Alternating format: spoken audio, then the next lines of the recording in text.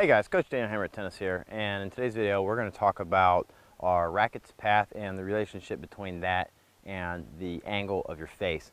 And so we've had a lot of good questions about the angle that your face should be when you're hitting the ball, and in the spin video we talk about hitting the ball above or below, off the center of mass. And so you can see if I just touch this ball off the center of its mass, it wants to spin. If I hit it in line, it doesn't want to move. It just wants to go forward. It's not going to rotate.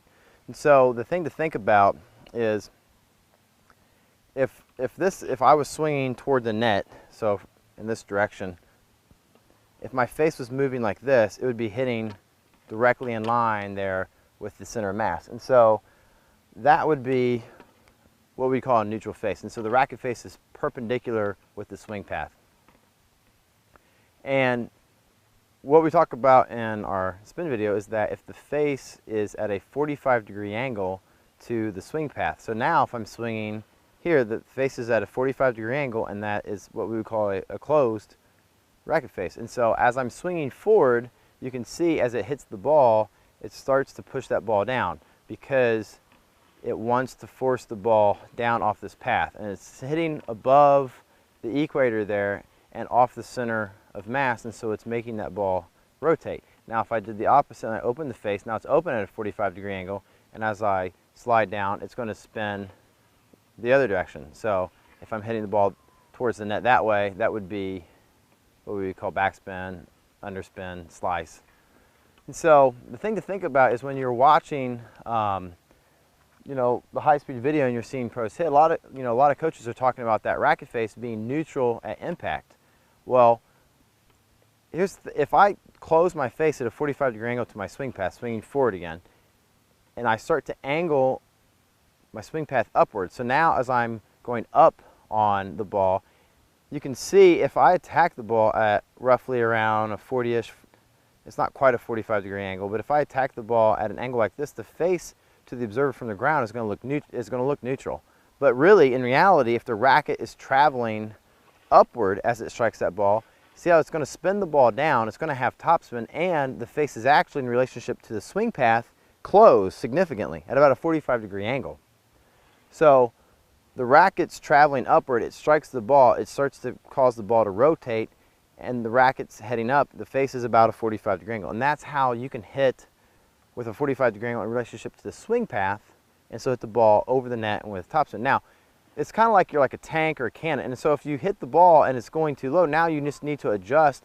And we talk about in the dual plane video, we adjust with our shoulders. And so the shoulder plane and how much angle I have to my shoulders as I'm hitting the ball, that's what's going to affect. So as I'm angling my shoulders, I'm going to rotate and I'm going to launch the ball upward. So if the ball is going too low into the net, I just need to aim higher.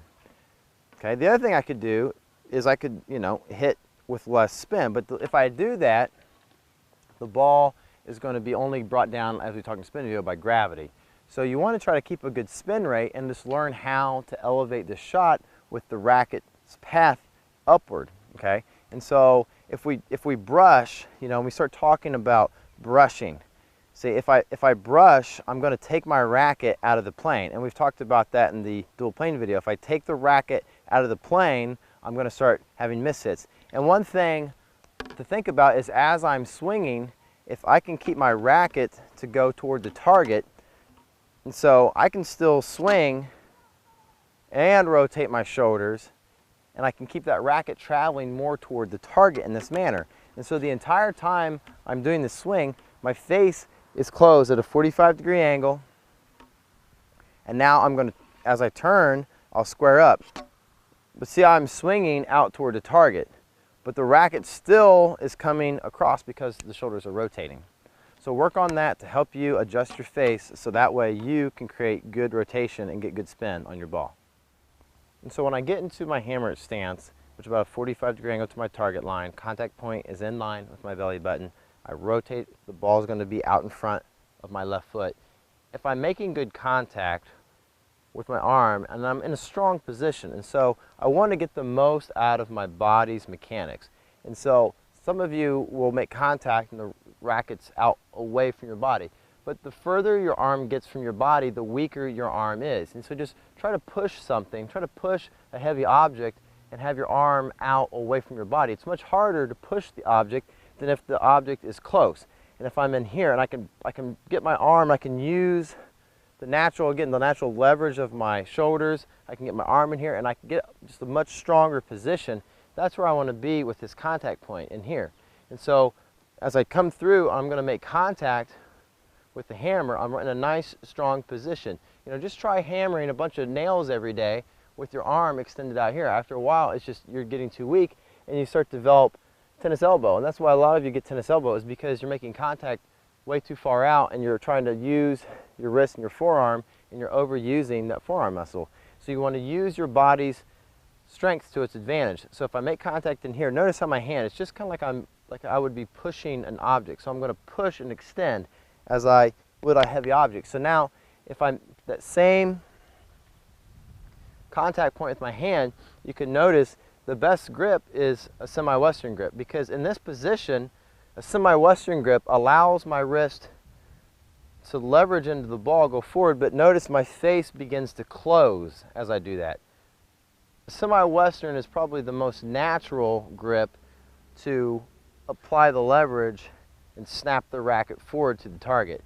So with that grip, it lets me go over the ball as I'm going out through the ball toward the target. So if we go back to our swing path indicator, and so again, if I'm swinging towards the net this way, if I elevate that and get my racket to what again looks like this neutral position to the ground, again, a semi-western grip is going to allow me to have my hand out in front in a pretty good position there, which is going to allow me to extend out towards my target.